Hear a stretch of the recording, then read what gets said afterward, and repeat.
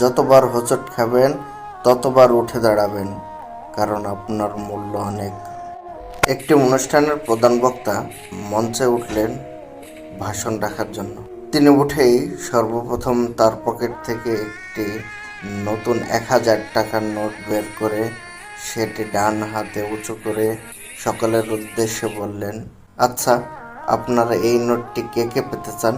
কথাটি শুনে নীরব দর্শক সকলে হাত তুললেন। টাকাটি সকলেরই চাই। এরপর তিনি এই নোটটিকে দুমড়ে মুচড়ে হাতের মুঠে নিয়ে আবারও জিজ্ঞাসা করলেন, এবার কে কে নিতে চান এই নোটটি? তখনও সকলে হাত উঁচা করলেন। এরপর তিনি বললেন, আমি আপনাদের যে কোনো একজনকে এই নোটটি অবশ্যই দেব। তারপরে তিনি এই নোটটিকে পায়ের তলে পুষে নিলেন।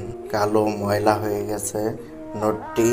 এরপর নোটটি উঠিয়ে সকলের উদ্দেশ্যে আবারও বললেন, এবার এই নোটটি আপনারা কে কে চান? তখনও সকলে হাত তুললেন। আসলে বক্তব্য বোঝাতে চেয়েছেন এই 1000 টাকা মূল্যমানের নোটটি দুমড়িয়ে মুচড়িয়ে যাক আর ময়লা হয়ে যাক আর পরিষ্কারই থাকুক, এর মূল্যমান 1000। তখন তিনি বললেন, আপনারা এখানে যারা উপস্থিত আছেন, অনেক সময় আপনাদের জীবনে হতাশা, দুঃখ, দুর্দশা আসতে পারে, তাই বলে ভেঙে পড়া যাবে না। যতবার হোঁচট খাবেন ততবার উঠে দাঁড়াবেন, কারণ আপনার মূল্য অনেক। একবার চিন্তা করবেন, আপনার মূল্যমান ওই 1000 টাকার মতো, যে আপনি পরিষ্কার অবস্থায় থাকলো 1000 টাকা, ময়লা অবস্থায় থাকলো 1000 টাকা।